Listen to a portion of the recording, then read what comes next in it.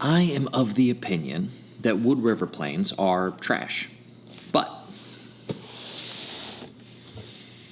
I want to give them an honest opportunity to change that opinion.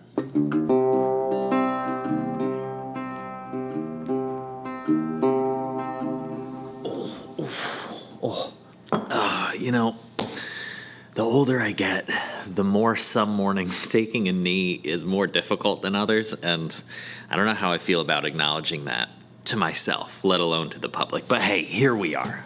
Now, I'm not trying to be not a great start. Words are hard today.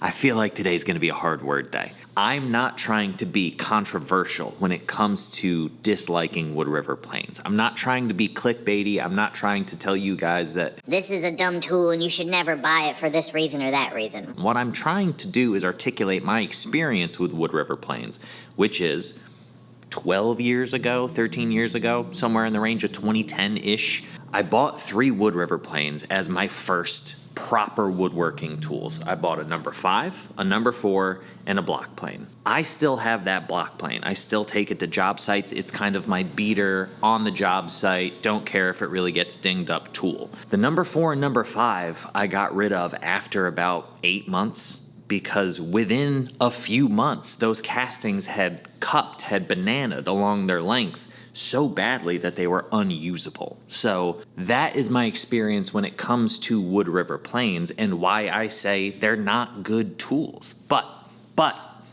that was over a decade ago, and people have said that the V3 tools are much better than they used to be. So I do want to give it an honest crack to see if that's the case, because the price point is less than half of Veritas and Lie-Nielsen. So if you can get a quality tool for half the price, then maybe it's a good starting place. So the other day, I went to Woodcraft and I bought a WoodRiver plane. Wow. Oh, hey.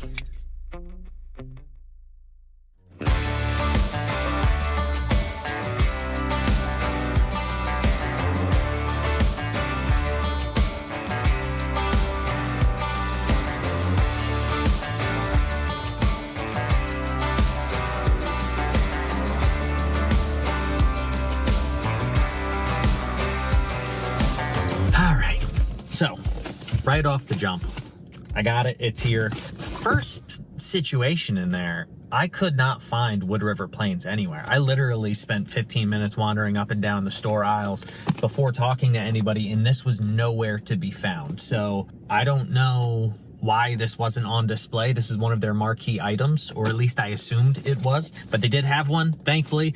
And just from a rough price perspective right off the jump, this one was... it's listed at $229.99, so $230. It was 20% off right now, so I only paid $184. So that being the case versus the $375 for Lie-Nielsen or the $340-ish for a Veritas, that's half the price. So that's positive right here off the jump. The other thing I will say is I did ask them, because it says on the back 2-inch wide high carbon steel blade, and I asked them, is it A1, is it O2, what's the situation? They didn't know off the top of their head. They had to look it up in their inventory list, and there was no such indication as to the quality of the tool steel. So it gives me pause, I'm not gonna lie to you, but we are going to take it back to the shop. We are going to dissect it there. We're going to see what kind of condition it is in out of the box and really dissect this thing and see if it's worth $189, or if that $189 is better spent going toward a higher quality plane. Now, the initial experience of woodcraft notwithstanding, because that's not what we're judging, in fairness. We are judging the tool itself. What I want to do in this video is judge this tool based on 5 criteria. Number 1, the initial presentation. What does it look like in the box? What does it look like out of the box? How does the box play into how I perceive this tool? Number 2, the initial functionality. So when I take this out of the box, does it cut right away? What kind of condition is the tool steel in? What kind of mechanical adjustments are in place where I can take this out of the box and take it to a piece of wood and it functions? Number 3, the ergonomics or the actual user experience of this tool. So when I'm using this thing, does it feel good in the hand? Are there weird sharp edges? Does it feel like a clunky casting in comparison to, say, the Lee Valley or the Lee Nielsen? Number 4 is maybe the most important, the tool steel itself. What kind of condition does the blade come in? Is it Boy, guys, I told you words are going to be hard today. Is it a high quality tool steel? Will it give you consistent, clean, sharp edges, and will it hold an edge? And number 5, function versus price point. So very plainly, is it worth the money you spend on it, or is that a waste of money that should be saved up and applied to a higher quality tool? So those are the 5 criteria we're going to be judging today. Let's jump into number 1. Now, I'm going to be honest with you guys. My initial reaction to this packaging is not positive. There's first of all, there's literally burn on the side of the board on the photo of the packaging of this plane. So it just looks bad. It doesn't look good. Nothing about that says this is a high quality instrument. And then secondly, the shavings coming out of the plane and the shavings on the floor indicate to me a plane that is not sharp. So this is immediately telling me that at least at a minimum, whoever photographed this plane doesn't know how a good plane works. But then the people, the fine folk of woodcraft, saw this photo and they went, yeah, that's our one. That's the winning shot. It's not inspiring confidence. I'm not going to lie to you. But packaging can be deceiving. Packaging, 5 out of 10. The box is fine. The box is nice. Let's get rid of that. Like, just go with this. This is so much cleaner than what was on the outside there. Okay. Bubble wrap, fine. Now this again does not inspire confidence. It's literally in a plastic bag, a sealed plastic bag on either end. There's no indication of care. This feels like like I'm getting a machined part from like a Ford factory. It's clearly covered in some kind of protective oil, like it's all over there, which fine. I mean, most planes are gonna come with some kind of protective covering or coating on them, but that looks like it's bathed in it. Let's open it up. Oh boy, this really is like coated. And because it's in a bag, it's on the handle as well. That's not a pleasant initial experience. All right, let's dive in a little closer and take a look at what we're dealing with here. Case in point, this thing is absolutely coated in oil. Now, is that a bad thing? It's not a bad thing. What it is protecting it from rusting, and there is no rust on here, so fair. But it doesn't make for a great initial experience. However, this tool is $200 cheaper than the Lee Nielsen. And if wiping off a little bit of oil on the surface of a tool saves you $200, well, by all means, I'm going to say that's worth $200 right there. Okay. Now, let's take a look at the actual components of this tool before we see if it can do any damage to a piece of wood. So the casting looks pretty clean. This is a pretty sharp line right here. I don't love that it's not beveled, but that's an easy enough fix. You know, a swipe with a file is going to do just fine. There's a nick right there that I don't love. It's not substantial, but I can feel it with my finger. That's not great. And what is this about? You see how ugly this is? This paint? I don't know if it's paint or Japanning, but this is bleeding over the edge. It's over the edge on a little bit on one side, more on the other side. You see that? And then at the back, what is that about? Like, that's just ugly. That is just really poor presentation. That's unfortunate. But again, if a couple of visual defects will save you $200, might be worth $200. Let's take this apart. The mechanism in the lever cap feels good. This is, again, absolutely coated in oil. Not the worst thing, but a little excessive, in my opinion. Our bevel looks nice and flat. Let's take a look in here. The frog looks pretty standard. I don't hear anything loose. Positive point here. Nice action on the adjustment wheel. That feels good. That feels clean. It looks fine. The frog looks totally fine. The finished job on the handle here is not great. I can see some of the buildup right around the screw head. Let's take a look at this. Let's get our chip breaker off of here and see what kind of condition the underside of our blade is in. Okay, all right. I'm not gonna beat him up for this. The backside of the blade looks flat. It's unpolished, but it's not in bad condition by any means. The much bigger question is, I don't know what kind of tool steel this is. I don't know how it's been tempered. I don't know its hardness. I don't know what kind of edge it's gonna take, and I don't know what kind of edge it's gonna hold. So we're gonna find that out a little bit later on.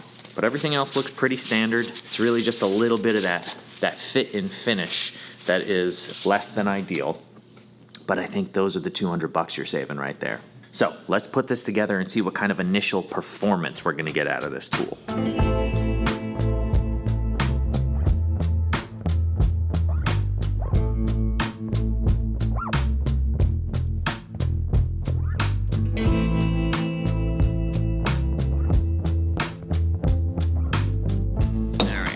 So right off the jump, once I have this thing set, the depth adjusting wheel feels a little too loose for my liking, but the lateral adjustment lever feels a little too tight. Now, that's me being nitpicky, but that's part of this process, is to feel what's working and what isn't in comparison to more higher end tools. So I'm gonna cut it some slack there. I'm not gonna judge it too hard. Nor am I going to judge it too hard on the initial cut quality that I'm gonna get from this tool, because no tool should be used out of the box. So we're not gonna really judge it too hard on that.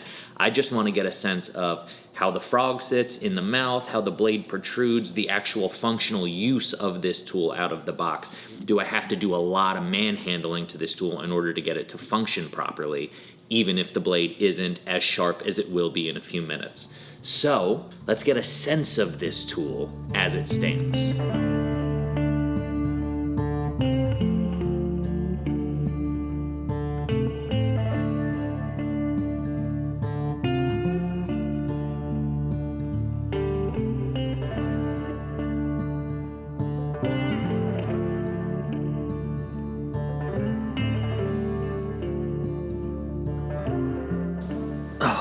Yeah, it is just not taking a cut at all. It's essentially scraping the piece right now. You can see what I've got in here are tiny dusty shavings. So that's the indication of a blade that is in real tough condition. We're not gonna judge it too hard on that though. What I do wanna point out is I don't particularly care for the ergonomics of this handle. It feels a little funky. It's not terrible, but it does feel a little funky. This I don't like. This looks and feels ugly. As far as the ergonomics of tool usage, everything feels a little stiff. We're gonna see what we can do to clean it up and make it work. But right now, initial use out of the box, it's fine. 6.5 out of 10. Let's go with that. Now the ergonomics straight out of the box, the feel of the tool is, middling. It's not terrible. Like I said, I think the adjustment mechanisms are a little tight, a little stiff. I don't particularly care for the way the handle feels, but I feel the same about Veritas. I don't particularly care for the wideness of their handles. So, here we are. It is what it is. But it feels like a plane, and it feels like a decent plane. So I can't knock it for that. So initial ergonomics out of the box, I'm gonna say, the handles maybe got a little bit of looseness to it. I'm noticing a nick in the screw head in the brass here. You can see that that's been deformed ever so slightly. So, I can't give it a 10 out of 10.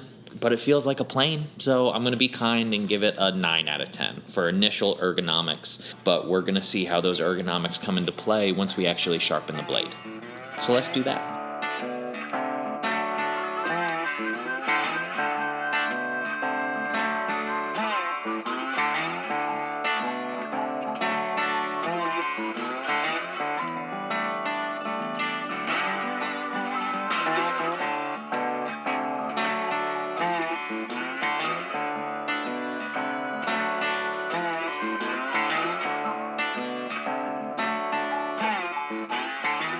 Now, in order to be as unbiased as I possibly can be, I'm going to treat this plane blade the way I treat all of my plane blades, which is to say, sharpen at 35 degrees and put a micro bevel on the underside of this. I'm going to try to flatten a portion of this blade and then put the under bevel on there in order to, again, have everything as close to universal as possible, and then we're going to see how it cuts. So, let's do that.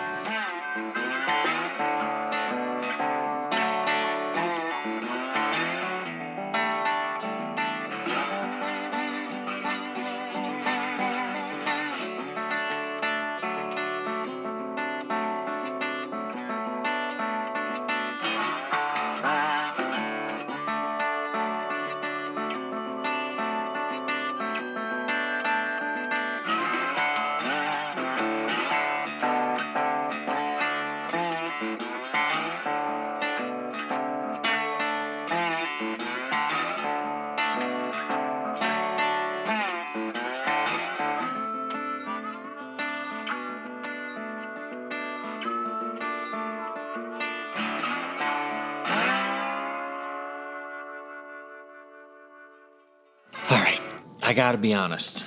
That was way easier than I expected it to be.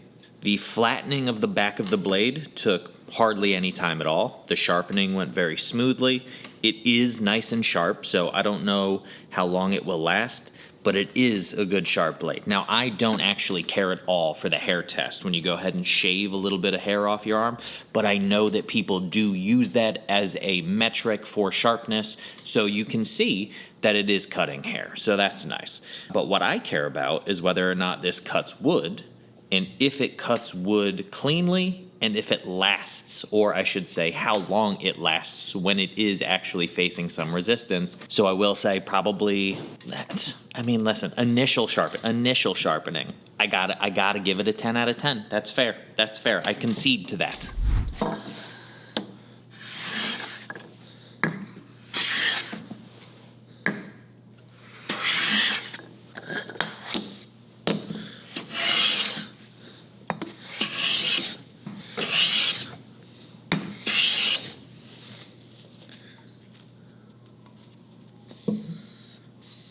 All right, so initial reaction, it is cutting, it's producing shavings, and the shavings aren't bad. They're not full width, and they should be given this material, but they're not bad shavings.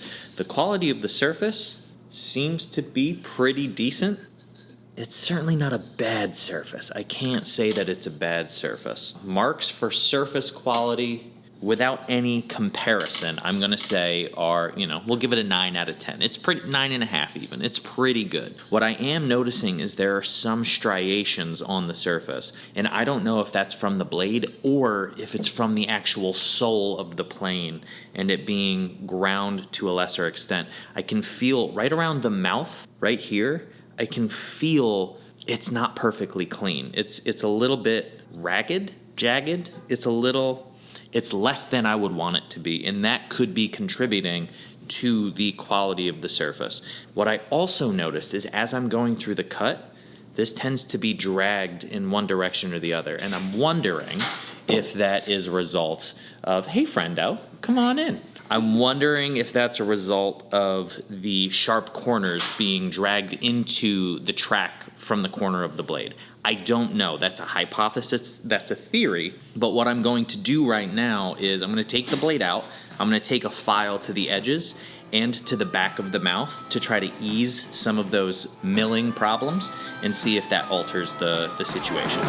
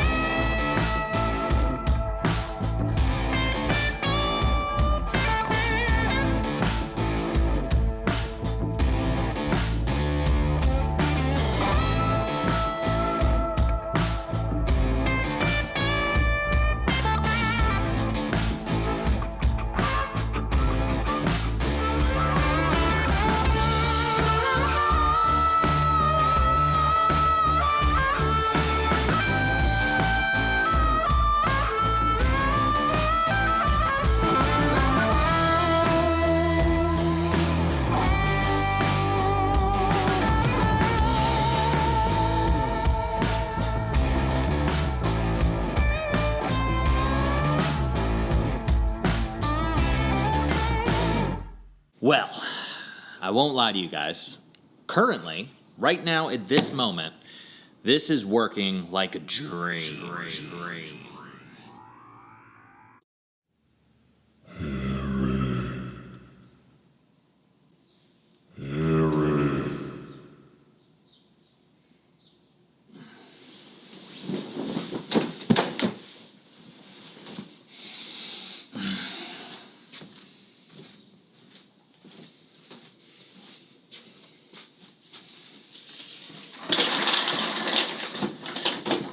Eric, my man, how you doing, bro? Oh my god, you again? Dude, it's 6 o'clock in the morning. Do you take joy in waking people up at ridiculous hours? Bro, I'm the sun. I literally wake the world up every day with my golden radiance. Alright, well, somebody has a healthy sense of self, but sure, point taken. Let me go get dressed and we can go get coffee or something. Any Hoosiers, you switched to solar in December, right? How's that been going for you, man? Have I been blasting those panels with enough sweet golden sunlight to power your entire home? It's been Philadelphia in the winter, man. I haven't seen you in like 3 months. Yeah, but doesn't my golden goodness shine right through those fluffy clouds to power your panels? Actually, yeah. Even in the incessantly cloudy conditions of winter in the northeast U.S., my new solar system from SunPower's provided 100% of my energy needs. My last 3 electric bills were only $10. Wait, I thought you said solar was covering 100% of your energy needs. Yeah, but customer service charges. Oh my god, if there is one thing I cannot stand, it's how utility companies... Oh, easy, cowboy. This is an ad read for SunPower. We don't need to go off on tangents about regional utility providers. Right, that one's my bad. Carry on, sir. Anyway, they also provided me with a super cool app that allows me to monitor my SunPower solar system in real time so I can know how much energy my panels are producing and how much carbon I offset. Dude, that is seriously awesome. And I assume you filed for the tax credit. Excuse me? The tax credit, man. The Inflation Reduction Act is the largest clean energy bill ever passed and includes a 30% tax credit to qualified homeowners for purchasing solar and or solar-powered energy storage. You're telling me you bought a solar system without knowing you'd get a tax break? No, I went solar because the International Energy Agency estimates that around 55% of the cumulative emissions reductions needed to achieve net zero by 2050 are linked to consumer choices. I went with SunPower because of their 25-year warranty on their solar panels, and I had Integrated Home Energy install my system because of their excellent customer service. Man, this is wild information. Well, regardless, my new SunPower system is working at full capacity, and it's been a fantastic experience so far. And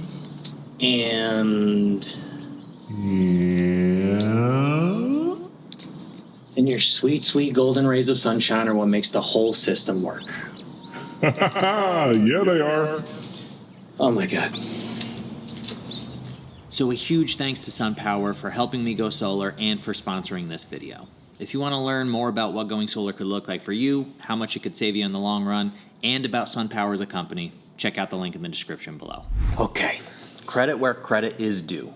With a little bit of alteration to this tool, it is now producing excellent shavings, very thin, very fine, and full width for the most part. There's a slight camber on the burr, so it's never going to be the full 2 inches, but full width enough. And the quality of the surface is substantially better than it was just a moment ago. So that tracking is gone. Getting rid of those burrs on the side of the mouth feel a lot better now. It's giving a smoother surface. Looking down the surface, I'm seeing no track marks. So in fairness, it's working really well right now, but it is disappointing that after spending $200 that I have to go in and alter these things, because especially if I'm a beginner and I'm budget conscious of what I'm purchasing, I don't necessarily know what to look for and what to fix. So you may just pick this tool up and think that that's what planes do, which is unfortunate. You may just get frustrated with it because you don't know what you're looking for in order to adjust to make it sweet. So I don't know. I don't know what to grade it right now because it's working, but it took some know-how and some alterations. So I'm going to be generous and give it a 7 right now. But we also have to find out how long this tool steel actually holds an edge. So I'm just going to start planing the bejesus out of this piece of wood.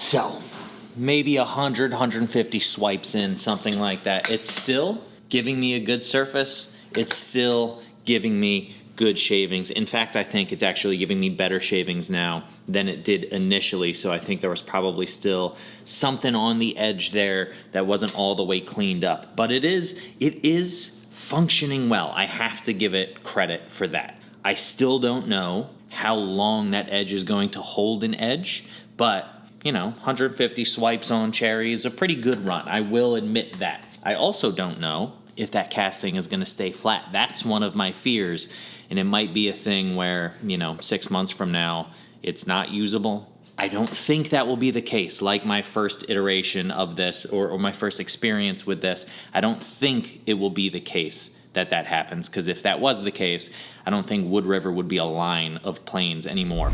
And so we come to the final metric, which is to say, is it worth it? Is the functionality of the tool to the price point worth saving a little bit of money over these tools?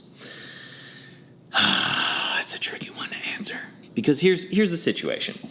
You usually buy cheaper tools when you are trying to save money, because it's toward the beginning of your career, your hobby, your investment in woodworking. And when you do that, you don't necessarily have the know-how of taking apart this tool, figuring out what's going wrong, and fixing it to the point where it is working really, really nicely right now. So I gotta consider whether or not you as an individual towards the beginning of your career are going to know how to set this thing up to function as well as these things. That being said, right now, it is functioning as well as these things. The variable I don't know is how long that blade is gonna hold an edge, and if over time it's gonna start to curl. Right now it's not. But if that is the case, you already spent $200+ on this. And if you then have to go replace that blade with, say, a Hawk blade, that's another $90, $100. So now you're already up in the price range of these tools. This tool you might be able to get for $100. You might be able to. I think I bought this for probably around $50 to $75. But again, it takes the know-how to get this thing functioning as well as these other tools. So this is in the same boat as that. So here's what I will say. Does it work? Yes. Does it work well? Yes, after some modifications. And if you have the knowledge or are willing to develop the skill to make this function well, then yeah, I think it's probably worth the price point, because you're saving a good $150 over these other tools. But if you just want to get one out of the box and get it working, or if you want to support small companies, whether Canadian or American, that are producing their tools at a high level in the country in which they're based, that might be worth a couple extra bucks to you. So I'm going to leave it up to you. I will say I will give it the stamp of approval that it is worth the money. I feel confident, I feel reasonably confident in saying that. WoodRiver has not changed my mind, but it has convinced me that it's not as bad a tool as it once was. Presentation aside, because that box and that bag were rough. But I think you can get a decent tool for less than some of these others. So that's where we fall, friends. WoodRiver. Is it better than I thought it was? Yes. Am I going to buy WoodRiver tools in the future? Absolutely not. It is not worth my time and effort to make this thing sing when I think there are better alternatives out there. And at this point, I just have a vendetta against WoodRiver. Let's call a spade a spade. But it is a functional tool. And if you are not a part of my Patreon yet, I think what I'm going to do is get this thing really singing and then give it to one of my patrons as a giveaway over there, so that somebody can benefit from this, a well-tuned tool, and whether or not they choose to put a blade in that in the future will be up to them. So go join my Patreon if you want a potential chance to win a functioning plane, and generally just support the channel. But for right now, I've got a very exciting project coming up that I'm looking at the lumber for right over there, so I'm going to go get busy on that. Friends, I hope this was helpful. I hope it was interesting. I hope it was entertaining to some degree, despite my inability to articulate words today. And I hope you go get in the shop and you go make a thing and try to enjoy it if you can. So, until next time, cheers.